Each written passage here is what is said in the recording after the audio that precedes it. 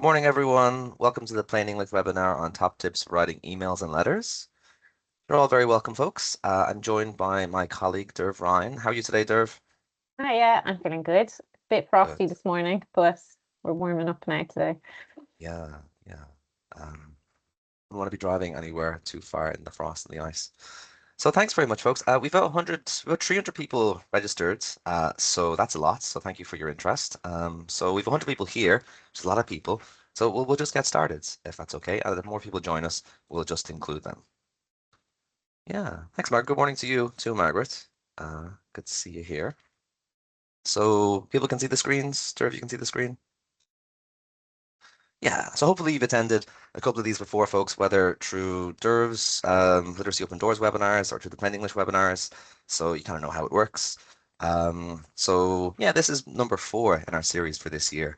So if you want more for next year, folks, I'm going to send you a feedback sheet and just make sure how much you say you enjoyed it and you'd like some to return next year. That's good. We're going to record it, then we'll put it on YouTube. So if you like it, you can share with colleagues. And yeah, so there's a backlog. Our back catalog, folks, is up on YouTube, so you can check it out. We had really good ones this year. We had ones about writing for the web, ones about leading culture change, where we had guest speakers from the court service and from the Bank of Ireland, which we really enjoyed that. Yeah, so check it out on YouTube. Yeah, related to this webinar series is another webinar series, being organized by Derv. How's it going, Derv? What's the next one that's up? Thanks, John. It's going really well. Next week, Friday the 28th, same time as this, 10 to 11, we have 2 organizations speaking about their work in the community with young people who might have literacy or met literacy needs, Jonock and Portlaoise Boxing Club. So I'd very much recommend. And then on the Friday, the 5th of December, we have one all about education and recovery, so literacy and recovery, and that's with Solsha, a HSE project based in Dublin, and Sail Project, a project that works with women in addiction. Really great projects. So everyone's very welcome to join. I'll just pop links in the chat. Thanks, Derv. So yeah, please do attend them, folks, if you're free. They're great to see, literacy in action. Literacy friendly. Great. So what we're going to do today, folks, is talk about letters and emails, very kind of practical, direct communication with our service users, or with our colleagues, or with our managers, or with the people we manage, or other stakeholders. But just like while we're getting into it, if you want to put like one tip you'd like to learn about writing letters or emails, so is there one thing, one tip, or one thing you'd like to focus on? It's always nice to have a little thing at the start. So is there one thing that you find challenging about writing letters or emails? Just put it in the chat, and that'll give us little kind of themes to work on, and I'll keep an eye on them when I'm giving you exercises. So just in the chat box, is there one thing you want to practice regarding letters or emails? Put it in the chat. Yeah, and while you're doing that, folks, do feel free to get involved with all your responses and questions in the chat box. That's always welcome.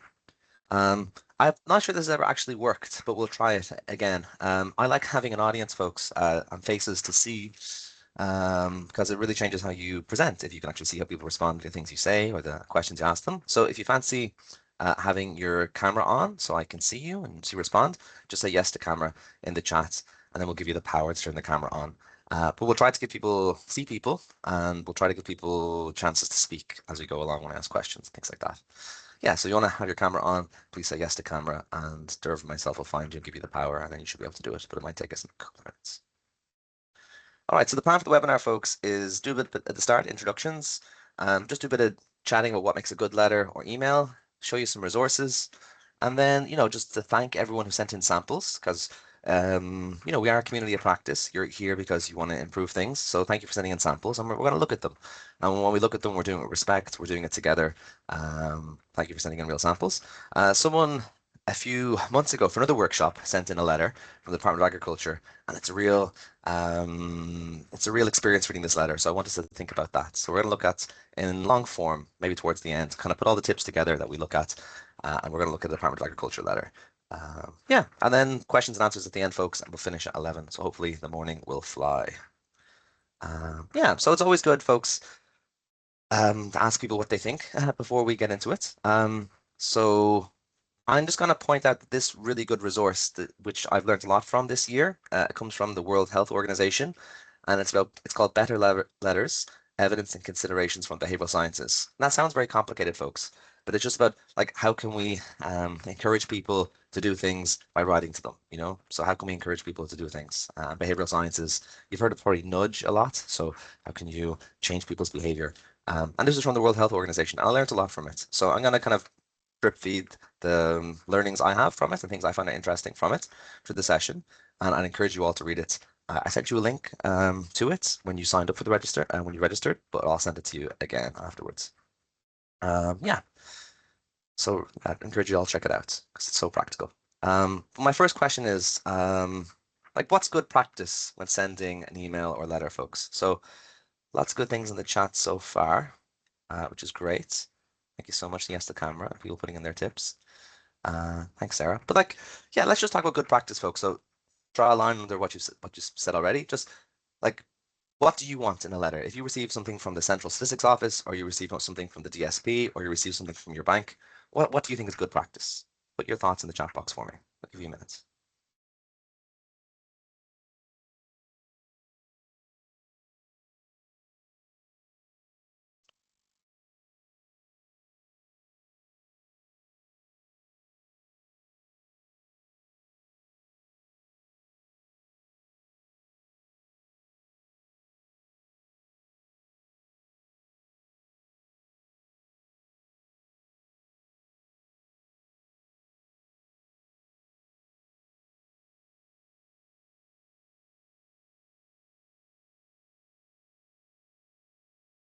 This is great, folks.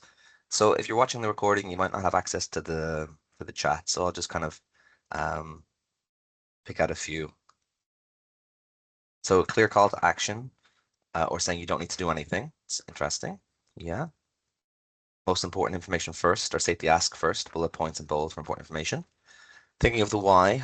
Yeah, why are they writing to you? Irrelevant subject lines, Loris. Yeah, that's a good point. We'll look at that.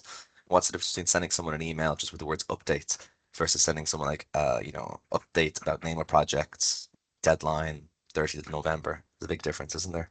Than just saying update. You mentioned about being polite. Yeah. Good font size. Yeah, I think the main thing there, folks, that if we did like an analysis, it would be like clarity on what the action is. I like your I like your point there, Clive. No fluff. Yeah, it's one of my mantras. Good stuff. Yeah, just the next one, folks. Kind of the same thing, but like, what are some things to avoid when sending an email or letter? So think about your own experience. And are there any examples that you've seen in your organization or from other organizations? What are some things to avoid? It's kind of the mirror of what we just talked about, but just it's good to have a reflection on what is things to avoid that you might see. Um, and sometimes in organizations, we feel kind of powerless to change things. But I suppose what I want to do in this training session and all the way through training sessions and through the plain language movement is to, help you feel empowered to, even make suggestions about how you can improve things if you're not in a position to change it. So yeah, what are some things to avoid when sending an email or letter? Put them in the chat box for me.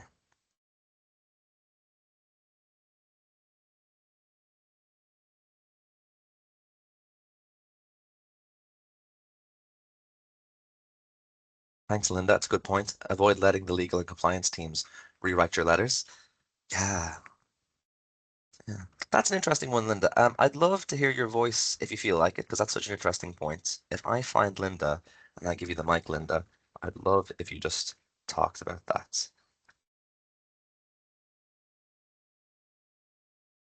Yep. Hi, Can Linda. you hear me? How are Yeah, go ahead, you? Linda. Oh, I'm very well, thank you. That's a very interesting point, Linda. So what do you mean?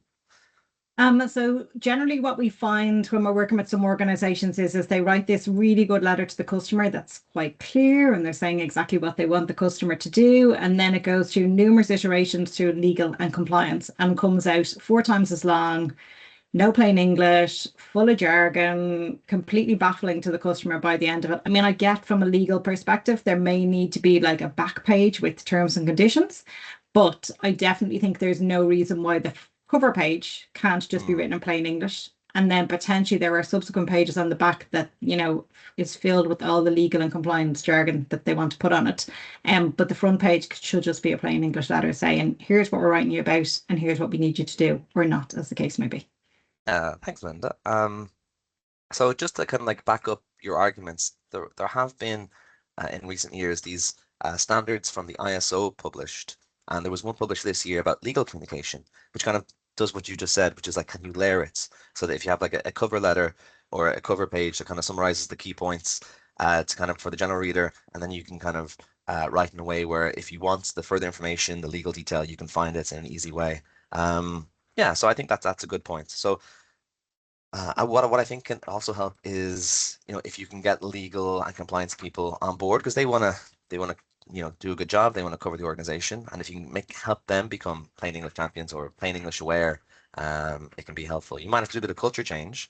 You might have to tackle sometimes opinions that you disagree with or they disagree with you, so it can be a little bit of conflict, but yeah, it's important to get that on board. Now, I'll send you some resources to help you with that. But I think that resource I mentioned at the start, the Better Letters from WHO, has lots of great tips and case studies talking about, like what you said, how to cut through the legalese.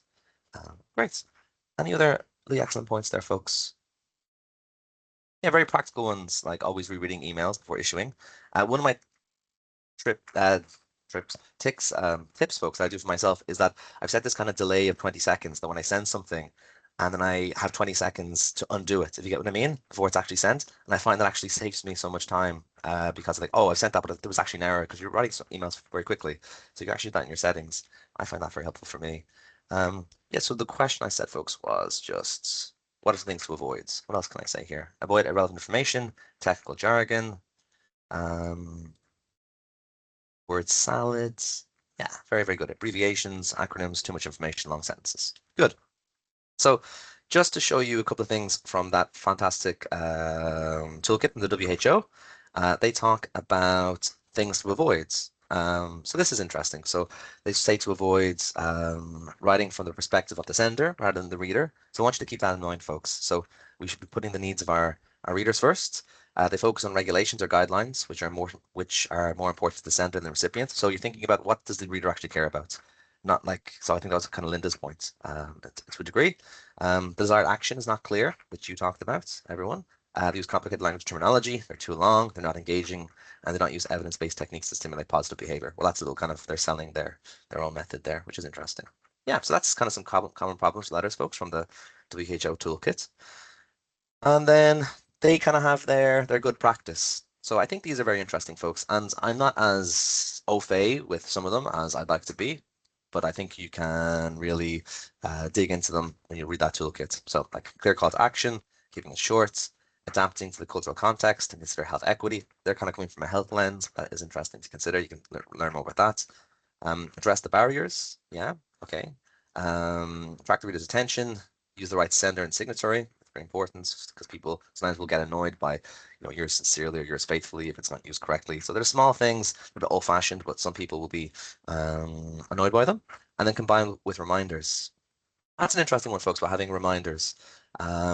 And just to tell you a little kind of story, like to a family member's house, they received a letter from, I'll say the CSO, Central Statistics Office. And I'm a big fan of the CSO.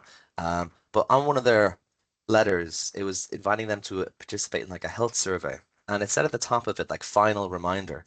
And even just that headline, final reminder, for like it kind of got their back up because they felt like, you want me to participate in this, but you're saying this is a final reminder. The tone was way off for them. And it was just a reminder about just how important tone is, which I think people mentioned already. So, being polite, being warm, being engaging, and the kind of final reminder there kind of lost the person. And they kind of got their back up straight away. Right. Yeah, so that's the toolkit, folks, that I mentioned. So let's keep firing along. Oh yeah, there's an interesting example from an Irish perspective in it, folks, which I won't talk about here in too much detail, but I'm just trying to sell that toolkit a little bit, folks, because I think, if you read that, even if you didn't have time before December, if you read it over Christmas and for the new year, it'll give you like lots of new perspectives.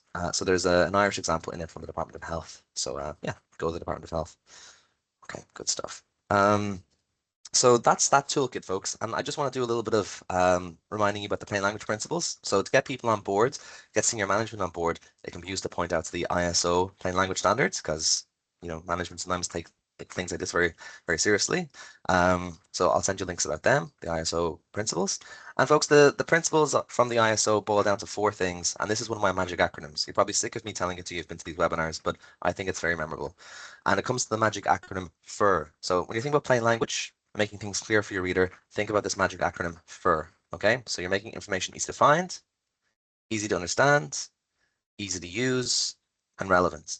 And I think the use one, folks, is very important for letters, because if you're writing to someone, most of the time you're writing them with instructions or next steps or things you want them to do. So how can we make it easy to find that, easy to understand it, easy to use the information, and making it relevant for your reader?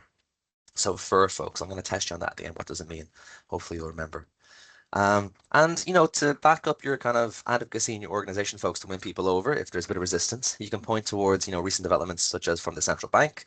If you're working in finance or and something like that, where the central bank with their new consumer protection code for 2025 talk about, you know, organizations should inform their customers effectively. And they talk about here, number B, I think the letter B is the important one, ensuring that all information are provided so customer is clear, accurate, up to date, and within plain language. So there's just a little bit of authority to kind of back up the things that we're talking about from the central bank. And then you're probably aware, folks, about the European Accessibility Act, which is just the latest in a kind of series of things, making sure that like things we write and communicate online are accessible, and they have, clear and accessible information must be provided, and they mention easy to understand, as well as lots more practical things such as formats and things like that. So there are 2 things to back you up, folks: the Consumer Protection Code from the Central Bank and the European Accessibility Act that just require, clear, concise information. Cool. Yeah, kind of starting with the hard sell, folks. If you like what we're talking about, folks, in this training session, do check out our Writing Design Tips booklets.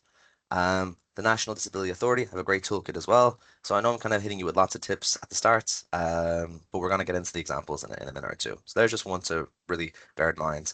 I'll send you links to them. Our Writing Design Tips, and then the NDA's toolkit, the National Disability Authority's toolkit, which is kind of published by the Department of Public Expenditure Reform. So these are the ones we'd encourage everyone in the public service to know by heart, and beyond the public service, the private service, private sector, and the charity sector, NGOs. Good. Yeah. So we've done a lot, folks, in terms of just the principles, but I'm going to boil it down to my top 6 principles, which I think you've already covered, but I want to just kind of hit them home because I think they're quite memorable. So we're trying to be conversational. We're speaking directly to people. We're using the active voice. We're saying you can do this as much as possible. We're saying we're doing this. We'll talk more about that with examples. I'll explain. Someone mentioned, I think Sive mentioned cutting the fluff. So this is my kind of mantra as well, folks. You want to explain the technical words and then cut the needless jargon. So the way I say is cut the fluff, explain the stuff, keeping sentences short, using the inverted pyramid writing. This is very relevant for subject lines, folks. Like if you're writing an email, make sure you have a good subject line, have the key information first. Don't bury the key information at the end. Think like a journalist. So that's putting the key message first. That's what I mean by inverted pyramid. And then white space, headings, and bullets. Avoid big blocks of text. Okay, so they're the top 6 tips, and we're going to practice them. Hopefully they'll become clearer. All right, so that was a lot of talking, folks, but let's get into making you work. That's what I like to do. So just thanks to everyone who sent in samples, because without samples, it becomes very generic. Yeah, let's do this. So I think this is a Department of Education email, folks. So this is colleague to colleague.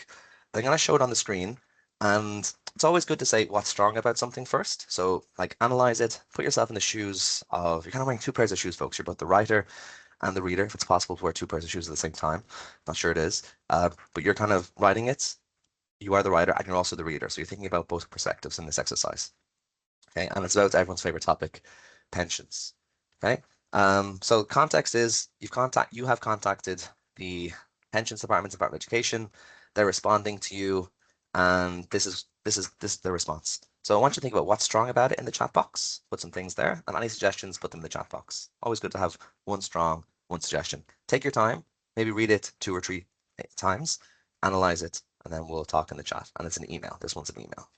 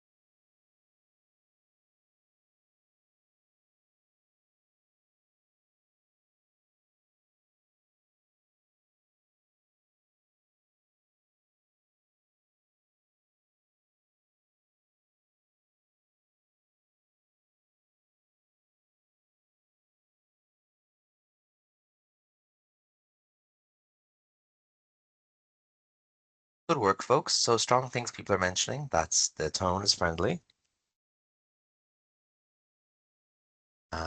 It's a good start and end. Yeah, the link is there. Okay, it's introduced. Yeah. Some use of the active voice. Yeah, interesting. People think hi there is too informal. That's interesting. So it's yeah, different perspectives on the tone. Um, Depends on if you've established a relationship with them. Like, is it a first? Should it be dear? If it's a first one, should it be hi there? Uh, can you personalize it? I'm always in favor of personalizing it.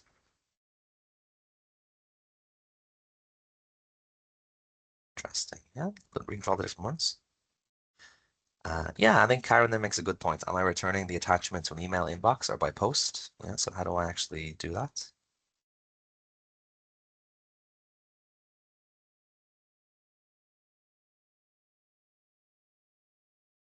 Yeah, very, very good, folks. So I'm going to show you a couple of tools that you can use to help you in your work, folks. And the first one that I'm going to show you, um, not ChatGPT, but it's something that I like to use. And I'll show it to you now.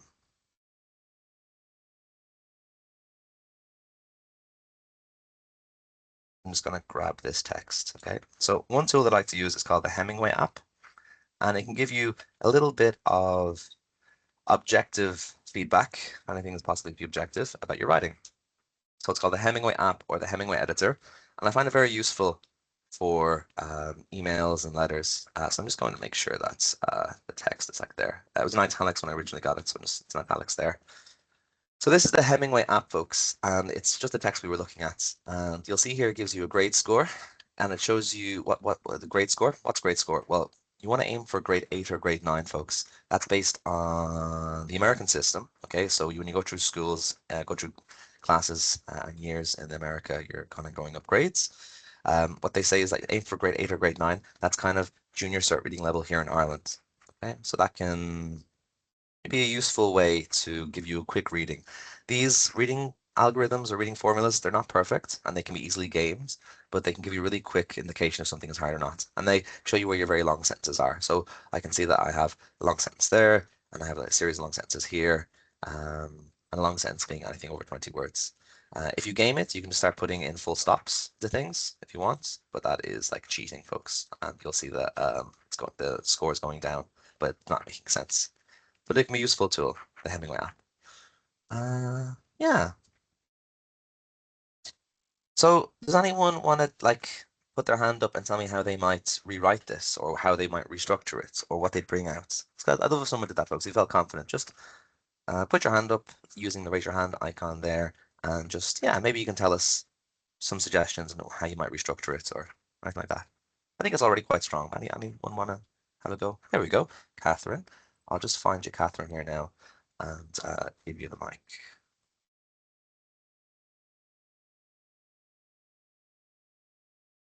So, Catherine, you should be able to turn on your mic now if you fancy.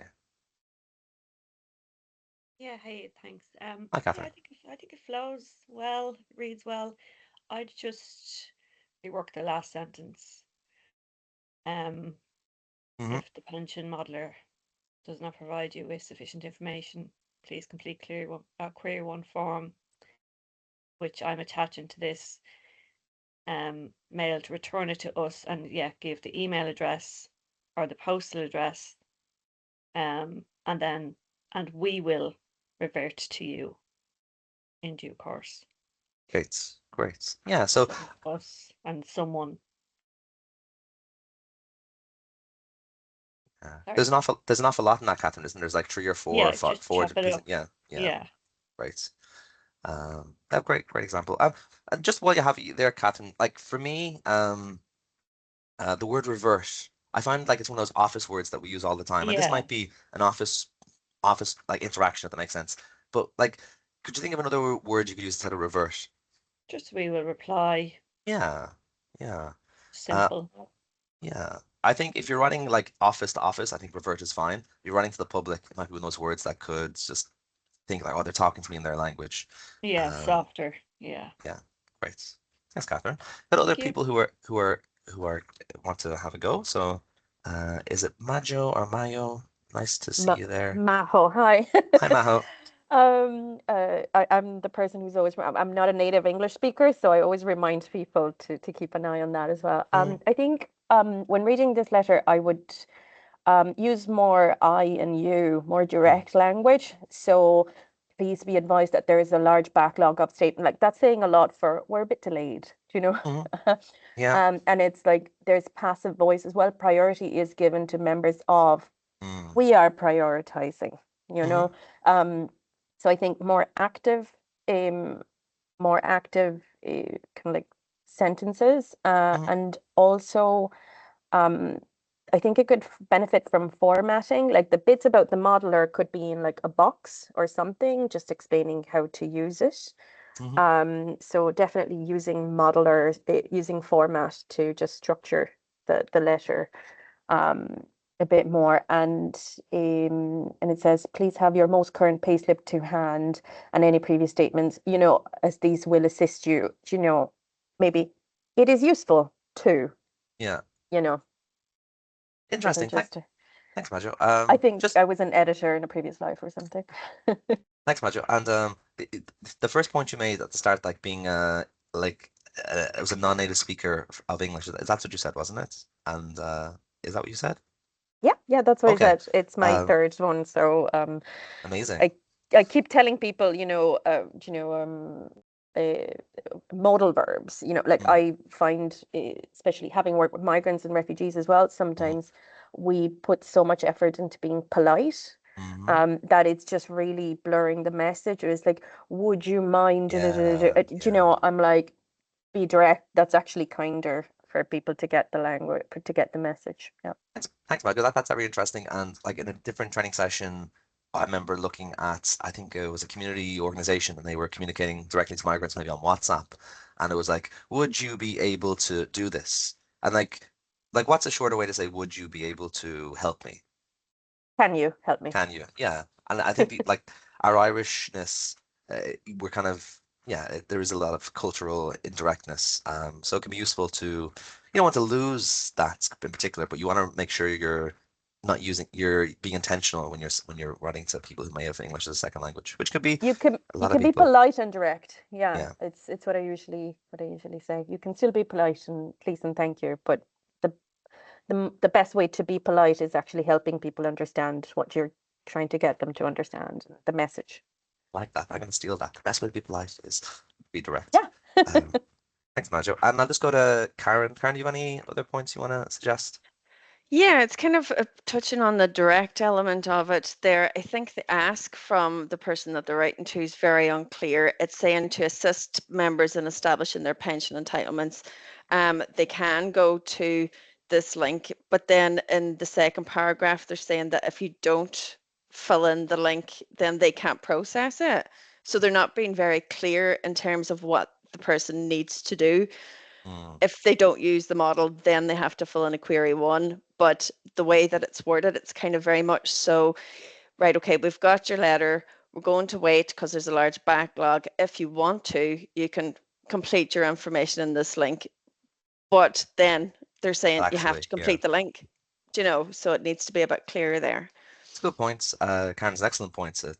So I mean, I think sometimes if we can turn things into a step process, sometimes people think it's a letter or it's an email. It should like, is it too direct to be a step process? But I think if you have like a one, two, three, it can be very useful because then people are guided that way.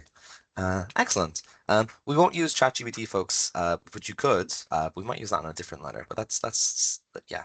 Being a plain English editor, folks, doing these training sessions, it's a bit like that old TV show Art Attack. If you remember Art Attack, folks, so it's like, here's one I prepared earlier. Okay, so here is the version I did this morning, just based on it. So have a read through that and feel free to tear it apart. But what techniques am I trying to use? Are they effective? And how would we further improve it? It's a lot of questions. But the question is like, what's wrong? What can we improve? Have a read through that and put your thoughts in the chat.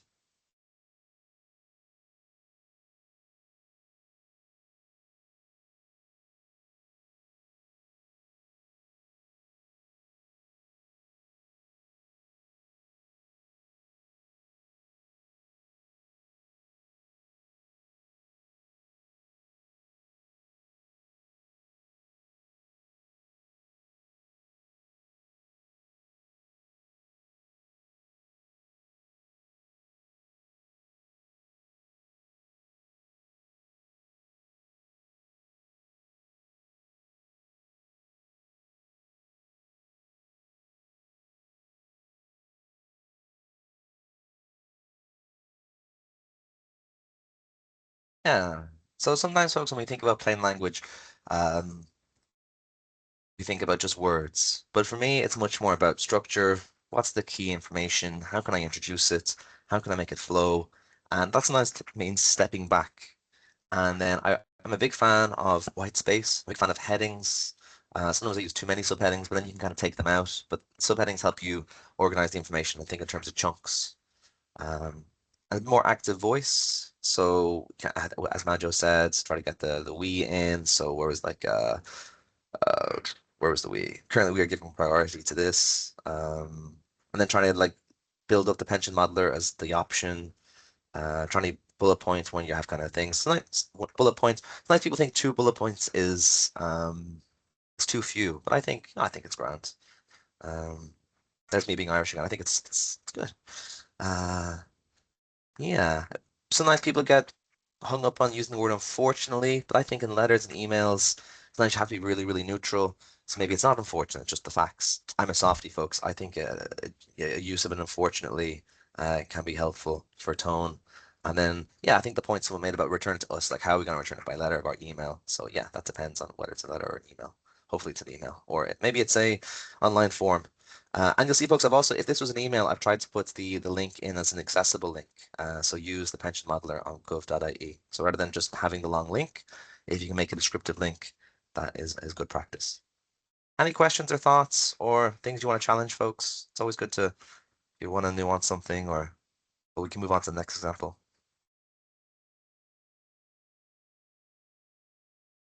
France. When I was doing this morning, I kept saying modeler to myself, like modeler. I thought it was a fantastic kind of Roddy Doyle type word, modeler. Could be someone's nickname, but that's just me.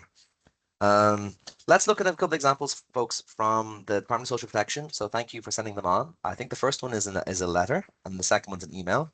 Letters tend to be a bit more generic, a bit more kind of like mass mail out, or maybe like a template, and then emails are kind of picking up the slack for maybe where the letter establishes a contact, and then we have the email. So this is a DSP letter, Department of Social Protection, and it's about something called, I think it's community employment. Okay, so I want you to imagine, folks, that you have be out of work for a while, and then the DSP have a scheme called community employment to kind of ease you back into the working environment. Um, so yeah, so imagine that situation and you receive this letter. So I'm going to zoom in here, folks, a little bit because it might be a bit small. So apologies for that, but hopefully you can get the main part of it. So there's a dear there. Okay, it's a dear, dates, the branding. And then I'm going to go to just the main part here. And same thing we just did, folks. What's strong? What could we improve? Take your time, put some thoughts in the chat box. Apologies for the red underlining, just copy a different word. So have a read through that, put your thoughts in the chat. No rush. Take your time.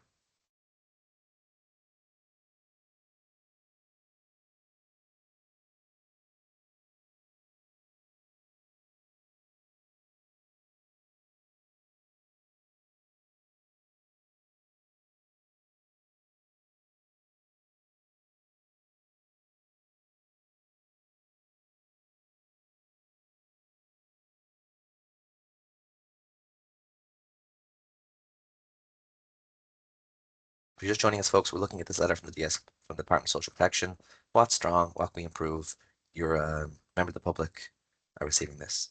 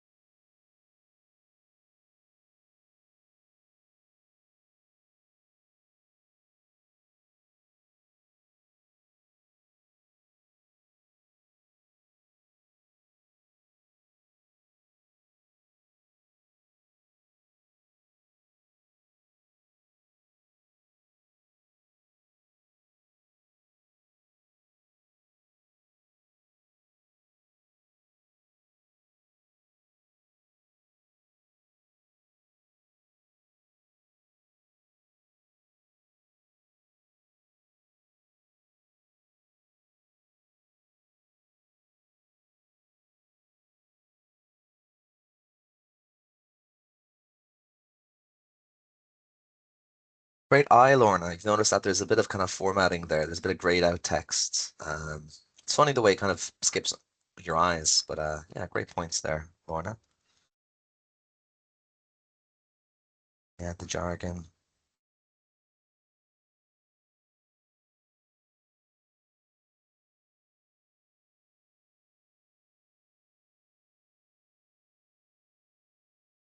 It's an interesting point, Shauna, and that's something I think we haven't really have an elegant solution to. So if you're sending someone a letter, I think the best way they like try searching on Google for community employment video.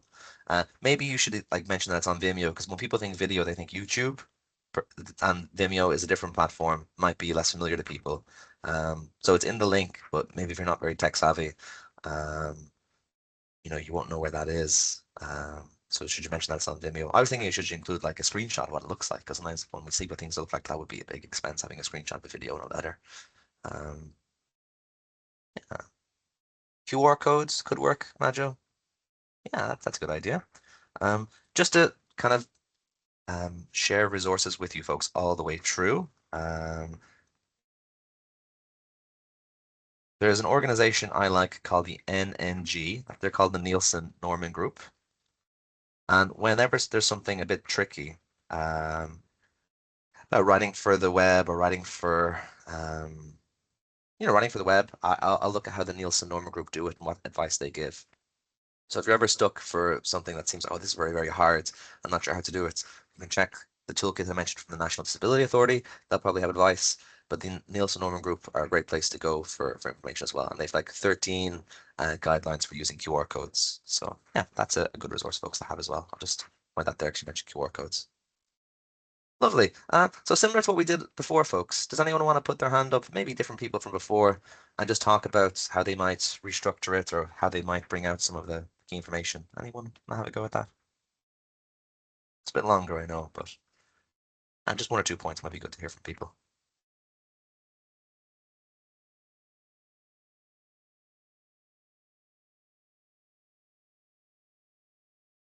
That's okay, folks. I think we have a lot already in the chat box.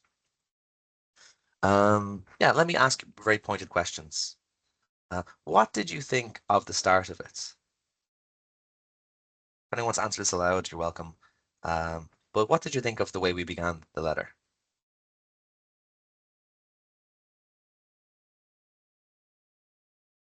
For me, I think it's very organization centric. It's very like, even though it's saying you are currently receiving credit of social contributions, it's very hitting with the jargon, hitting our perspective of things. Sharon, do you want to speak there? I will allow the mic there, Sharon.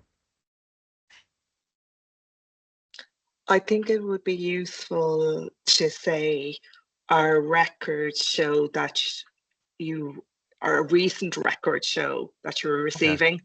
I was on the receiving end of one of these about 3 years ago, really? A similar letter, and actually I had finished returning to education.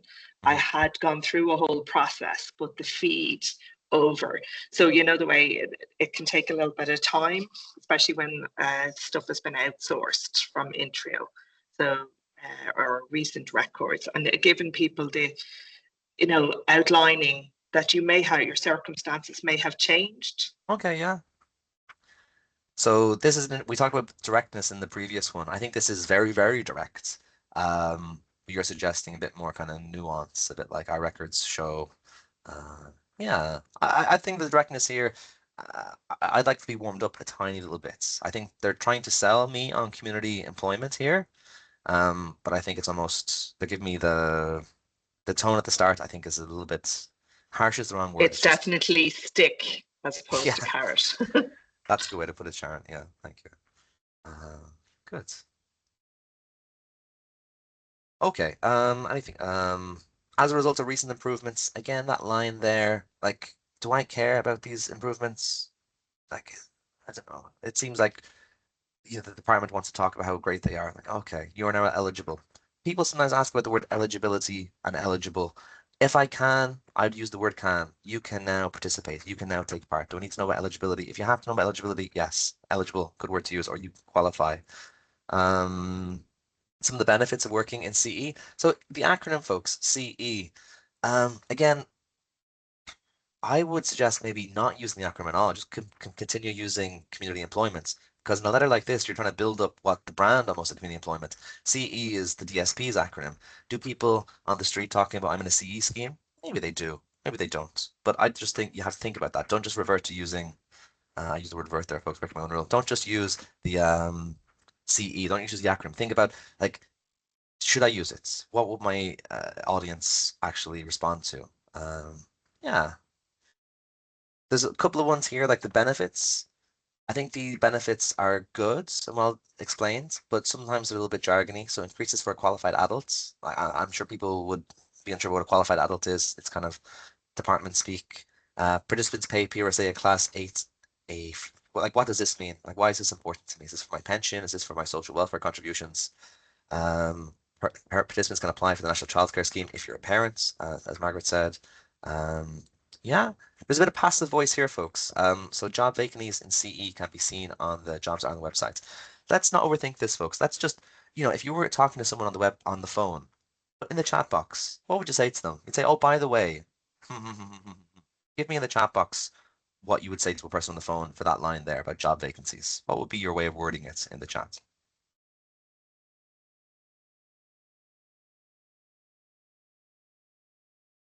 That line there, job vacancies in CE can be seen. Yeah, exactly. You can see. That's all we mean by passive versus active voice, folks. In passive voice, you're beginning with the thing. Job vacancies can be seen. In the active voice, you're beginning with who's doing it. So you can see, you can find.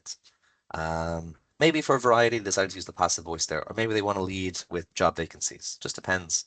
Um, you have the video there. Then you have discuss this opportunity further. Kind of, we have that there. One of our dedicated job coaches.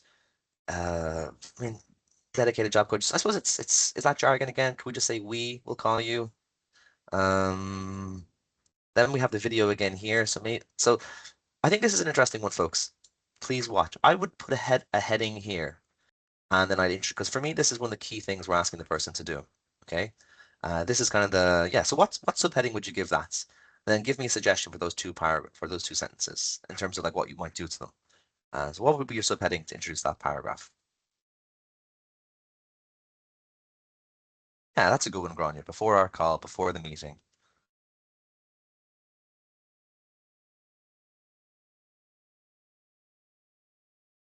Essential viewing. I like that, Imelda. Essential viewing. After you finish Mad Men, yeah, you can watch this. Lovely. Okay, so good work, folks. Yeah, I mentioned the dear faithfully, dear sincerely earlier, folks. So just a reminder that if you're writing a letter, if you have the name, so dear Sean, it's yours sincerely.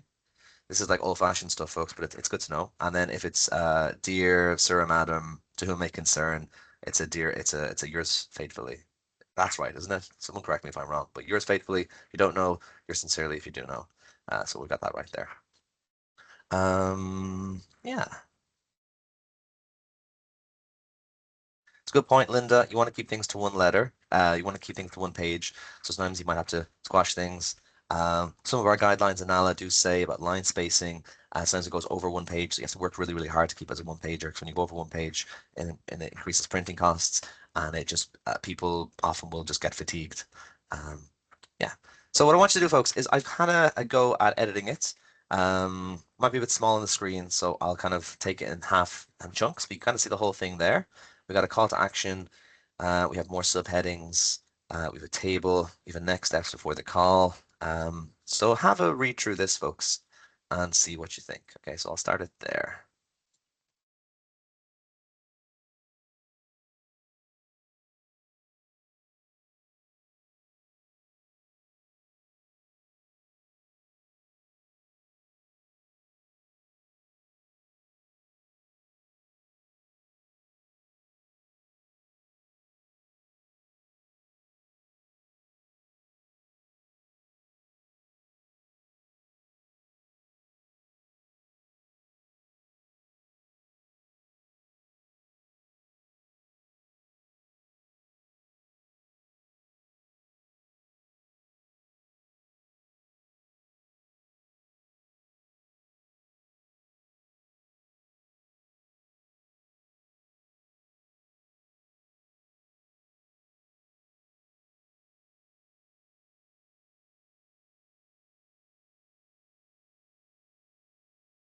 Yeah, I like that point, Nicola. It's about the person, not about the org. Rory, do you want to come in? Give you the mic there, please. Thank you. Yeah, I just think this is a lot clearer, okay? But I think the most immediate thing is that they've scheduled a call. So if you're reading through this, you'll read the top part. You might miss that very important section. So the fact that they've scheduled a call, that's the most immediate action. Everything else you can visit in your own time and so on. But I think the call part should be part at the very start of the letter, that we're Great. contacting you because, and we have scheduled a call, and then explain the rationale. But the call is the most immediate thing that you're communicating in that letter. I think Great. it needs to be first in the letter.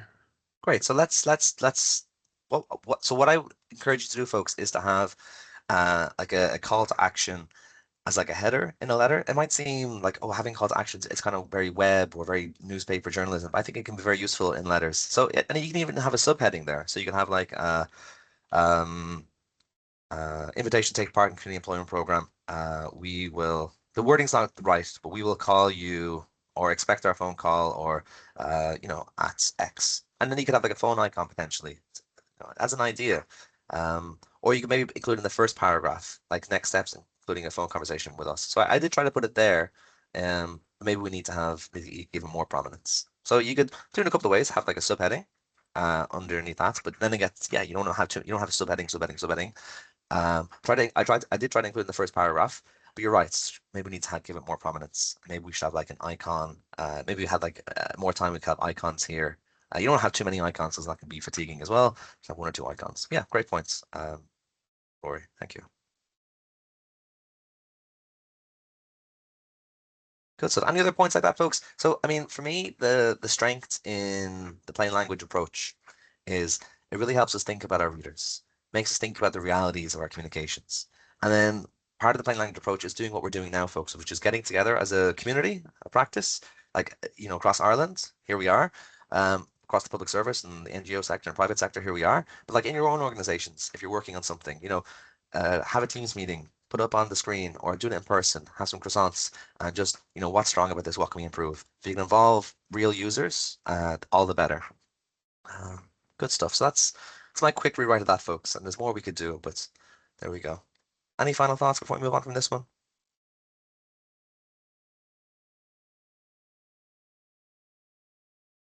Yeah, one of the points Linda made at the start was about compliance and legal. And sometimes it'd be very, very hard to rewrite things and reword things. So that's why even including subheadings and putting like a kind of summary at the start can really help. And like if I had more space, I might use bullets for this, but that might make it very long. But I think it'll just help you as a writer to think like, what are the three things I'm mentioning here? Put them at the top, and then just try to keep it short. Lovely. Let's see what we got next. Oh yeah, we have the email now, folks, from the DSP. Let's do this because this is from the person who hopefully is here. Hopefully it's finding it useful, and I can send the slides and the things afterwards, folks. Yeah. So here's the DSP email. So here is like us being very practical. I've changed the names just so they're, topical. Anyway, yeah, so what's my question here, folks, is, yeah, just have read through this. What's wrong? What can we improve? It's always the same question. What's wrong? What can we improve? Put your thoughts in the chat, and this is an email. So here we go.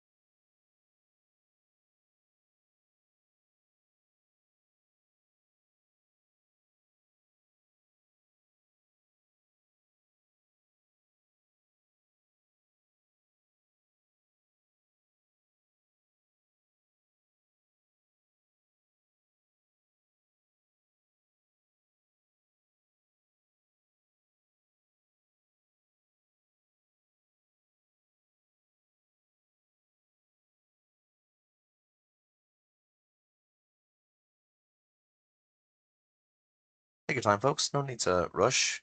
Any suggestions, put them in the chat, and then we'll talk together.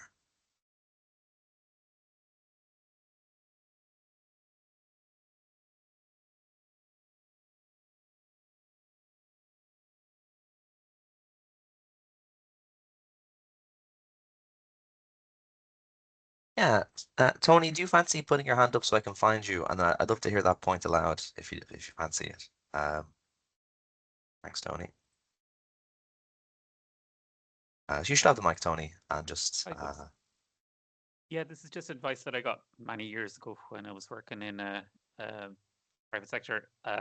Someone said that a lot of my emails looked like they weren't thought through, right. and my Slack messages too. So they said just take a minute, and I found it really really powerful advice to write something, just leave it alone for a while, and come back to it, and just reread it again, and maybe even read it out loud. And generally, then you can get a better sense for maybe the logical flow of the information. For me, it was the one in the middle is the whole reason for sending the email. It's that you tried to ring, but you couldn't get through to them. So that's the purpose of the email, really. It's to follow up after a failed phone call. Yeah, it kind of comes in the middle there, and takes a bit by surprise. Like, oh, okay, and the flow, and yeah, it changes the flow. Excellent. Oh, I like that idea. What about Tony? If it's not always possible, if you've got 20 emails to write in 1 hour, Then it's just that you're practicing it the other times that you okay, do have time. So you won't always have time, sure, but yeah, generally this is just a practice thing, and the more you do it, the better you'll end up structuring your emails. There was another person I worked with, and I loved the emails he used to send me. He was working in quality because they were so structured, and he said he had just taught himself or learned a format where it was like, what's the issue? Why is it a problem? What do I need from you? And he used to structure nearly every email that way. So then he could apply that structure to situations when he didn't have as much time. okay, yeah, that's a really good approach. Thanks, Tony. Good to hear you. Yeah, other points in the chat box. Some people making points like confirming the phone number. Don't know, I have to make a meal out of it. So that's a good point, Karen. The tone regarding the cessation, hard to say, of the allowance could deter the applicant. Yeah, it's a strange way to say it. It kind of makes it sound negative when actually it's a positive. The please be aware, it kind of has that, please be aware. It's like, oh, it sounds like a danger, So I'm jumping around here, folks. If the above phone number is no longer correct, that sounds a bit, tone no longer correct. Yeah, the tone a little bit strange. With the phone number there, could we chunk it? So yeah, but they had their own phone number. But when we say chunk it, folks, just means include a space between, say, count 4 from the right, put a space there. Yeah, and then I think this one is an interesting one. So, like, I work in the National Adult Literacy Agency, folks.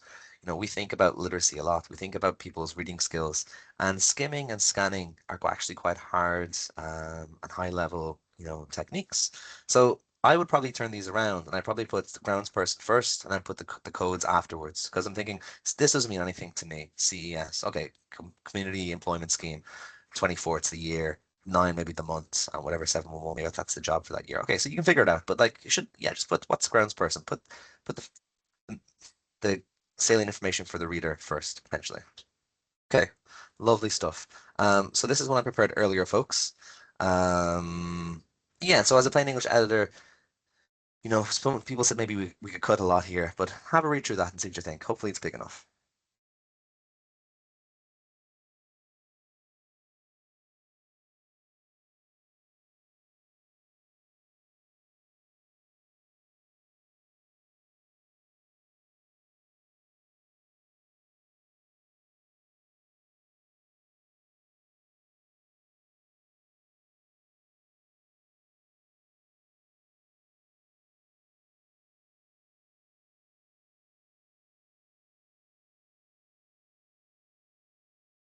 Good point from Majo.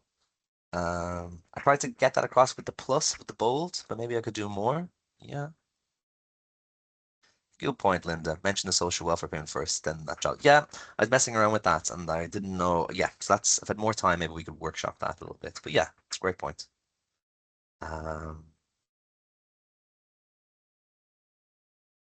Good stuff. Okay, so that's that one there, folks. a table. Tables can be hard in emails, but they can also, I think it can be useful. Maybe it's too much. Maybe bullet points be enough. One or two subheadings. Having a subject line. So the original subject line was community employment, and I was thinking, just give me something else. Give me a please expect a call to arrange an interview. If I just read that, folks, I get the whole thing. So that's I think the art of a good subject line is not have too much information, but just enough to kind of draw me in. Maybe it's a summary, maybe it's a key point. There we go. That's gonna make me float on air today, Manjo. Thank you. Fabulous structure. I like that. Thank you, Manjo. That's good. Lovely. So we only have 2 minutes left, folks. So we didn't get to the Department of Agriculture letter, but that's okay because if you read this, you'd probably flee the country. But that's okay. I think I shared this with Derv ages ago. But yeah, I'll send you on the slides, folks, and you can take a look at this one. It's just like a distillation of like lots of things that aren't working. Because yeah, we'll do really quickly, folks. If you have to go at 11, perfect. It's been a pleasure. I'll send you all the resources. But if you were a farmer reading through this, folks, from Department of Agriculture, like, what's the salient point? What do you actually care about here?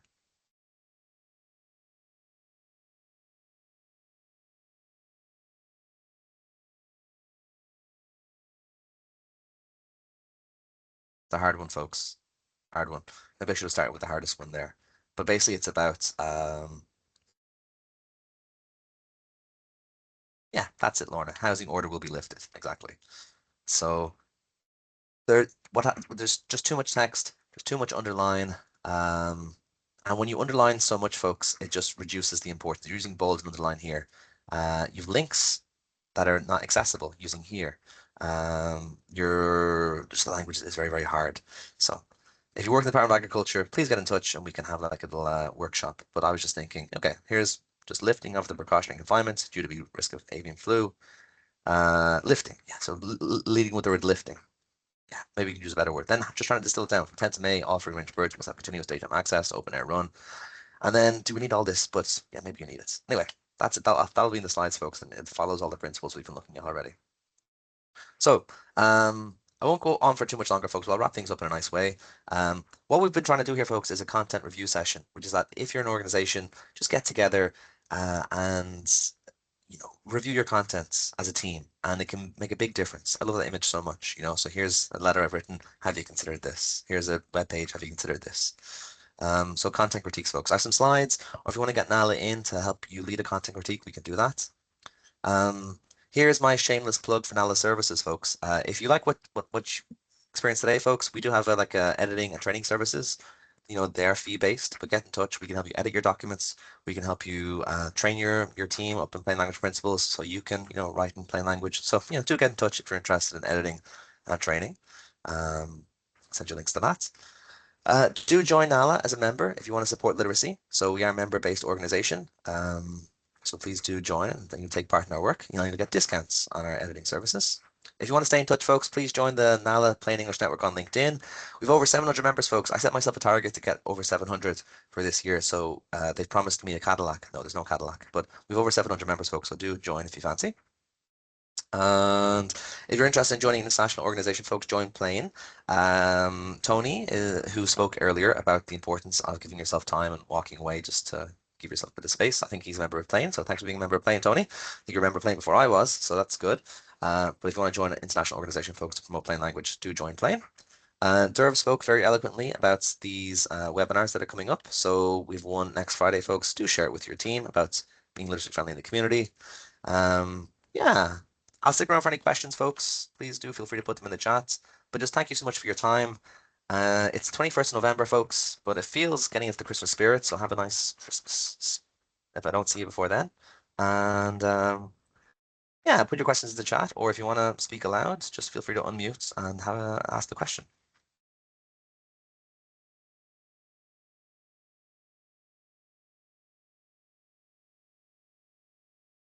Thanks so much, Sean. I wasn't able to put anything in the chat, but that was really useful. Thank you very much.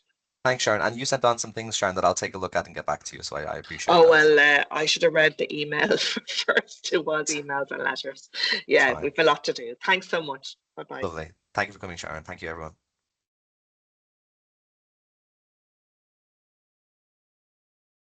Thanks, Madge. That's an interesting point about aligning to the left. Yeah, let me just get a slide for a second, if that's all right, and then I will talk about that. So Madge has a question there about aligning to the left, and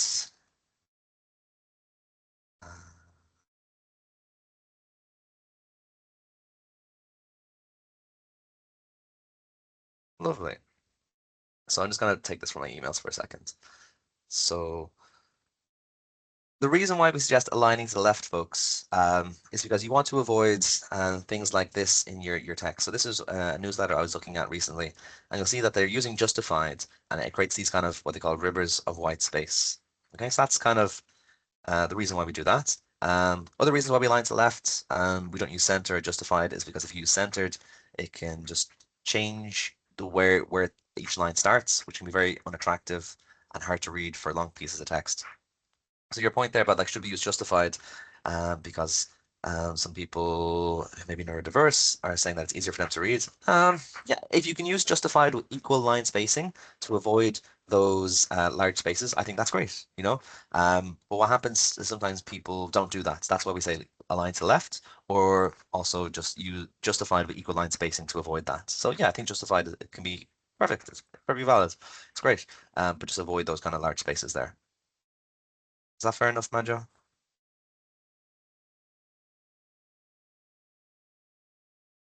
Lovely. Any other questions are welcome, folks, or otherwise, we'll wrap it up. Martina, yeah, feel free to speak aloud, Martina. I'll give you the mic. Thanks, Sean, and thanks a million. I really enjoy these sessions with you. I just have 2 points. They're kind of queries, really. Firstly, on various things that I've done before, we're told to avoid I am writing, I am emailing, because it's obvious you're writing, it's obvious you're emailing, and it's kind of empty space.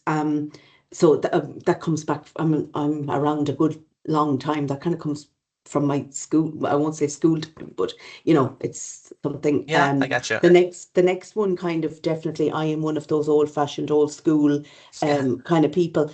I noticed when you were doing the bullet points that you had no kind of real punctuation except a full stop at the end. Yeah. Yeah.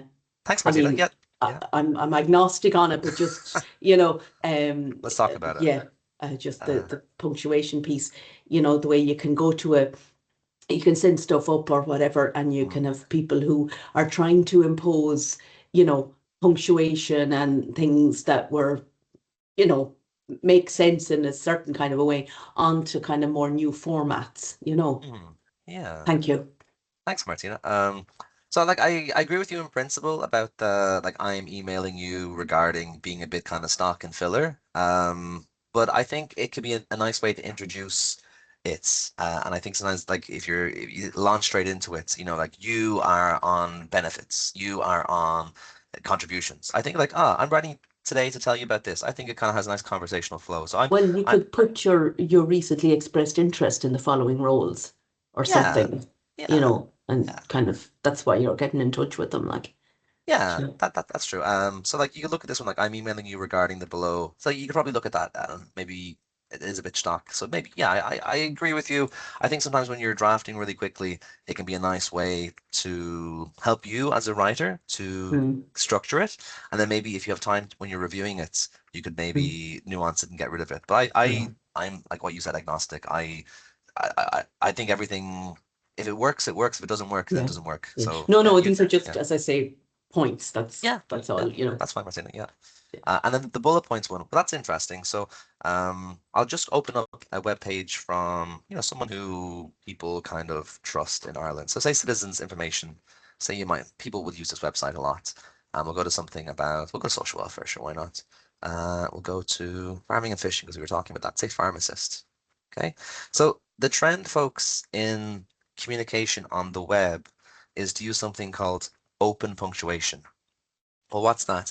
Well, when we're writing for the web, we like things that are very clean looking. We don't like lots of punctuation. We don't like lots of dots. Like even if you're doing an acronym like say CSO, maybe back in the day you would have like points between the S's and the O's. Nowadays, because people are reading on screens, like things are very clean, you'll just see that there's no punctuation here after the after each item. There's a full stop at the end, okay, but usually that's called open punctuation, where you just have like minimal punctuation. If I was writing a report that was to be printed, I'd probably use more standard punctuation and be like, a qualified pharmacist, you must be a farmer, comma, be farming land in Ireland, comma, be aged between 18 and 16, comma, and pass a means test. So if I was writing formally for a report, I'd probably use traditional punctuation and full stop at the end. Semicolon.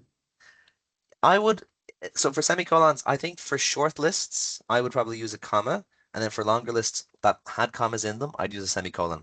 What I'll send you, what I'll send to people afterwards, folks, is we have this guide as public service guides. Let me open it up here, folks, for a second, and it might be helpful. Folks, for a second. That's actually here. So we worked with the Department of Public Expenditure and Reform a few years ago to put together this plain English style guide for the public service. Because what we're talking about is very nitty and gritty. So you'll be able to find examples of using bullets and using different types of punctuation. So that'll be in there somewhere, and that'll be helpful for you folks. But yeah, but just the trend is towards minimal punctuation online, and then using traditional punctuation for what would I say, for formal reports. And I think this style guide that we suggested uses the traditional, what you're talking about here. Use a semicolon at the end of list items. Yeah, so there you go. Commas or semicolons. Here we're using, because we have commas within it, see what I mean? It can be useful to reserve the semicolon for when you have a long list. Because otherwise, yeah, because semicolons are a bit, if I say highfalutin, you know what I mean? Some people are scared of semicolons or don't use semicolons correctly. Like, why should we use them? So I would just use them when you have to, but I'd say use commas because you're more familiar with them. Lovely. We could chat all day, Martina, about this. Don't want to keep the recording going. Sure, sure. Is that okay, Martina? Do you want to come in before? Is that all Yeah, right? no, thanks very much. Sorry now to have No, that's good. taken so much time. Thanks. I love it. I love it. Thank you, Martina. And do get in touch on any other questions like that. Is Derek Bell 7402? Do you fancy raising it, making your point or question? You there, Yeah, Derek? thanks very much. I just want to say thanks, very interesting this morning. In a past existence, I worked with NALA to use plain English on a website, and I found it extremely helpful. I think you might just emphasize that a bit more in future presentations, because people tend to think emails and letters, but more people go to websites before they go to letters. Yeah. The other thing, at that time, you were able to give an accreditation of the plain English mark. I don't know whether it still exists or not, but it was an extra selling point to make our website more accessible. Great. Thanks, Derek. Yeah. So the first thing you mentioned about writing for the web, excellent point. We did a webinar, I think towards the start of the year, maybe in February or March, about writing for the web. So that's up on YouTube. So maybe that can be something we revisit next year, because it's something we look at a lot. And even in the world of writing for the web, folks, the organization I really think who do a great job and have great guidelines, and are similar to NALA, are Content Design London.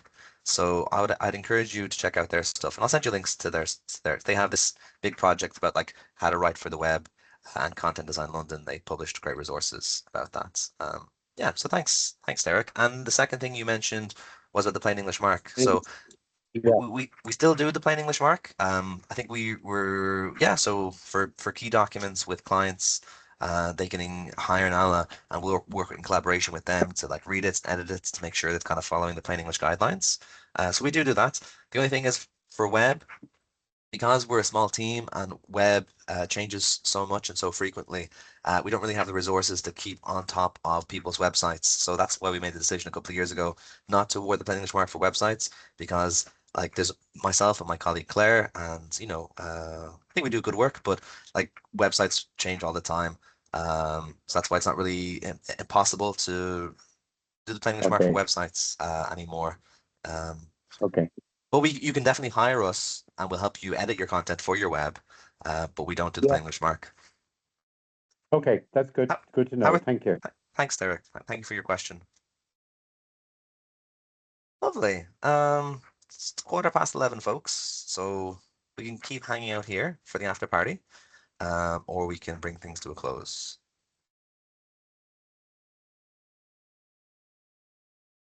Lovely. So I'm gonna end the event, folks, and then that recording will be online. Thank you all for your contributions, Majo. Nice to meet you, and great to hear from a fellow editor, and Derek and Catherine and anyone who spoke. I really appreciate your contributions, Linda. And yeah, hopefully we'll see you in the next year, folks, and we'll have more interesting webinars. And I'll send a survey around, and if you have any topics that you want us to cover next year, sure, let's do it. Okay, thank you. All the best. Bye-bye. Take care, folks. I'm walking you to the door. Walking you to the car. We're talking for 10 minutes at the car. Then you've got the window open. We're talking for another 10 minutes. Okay.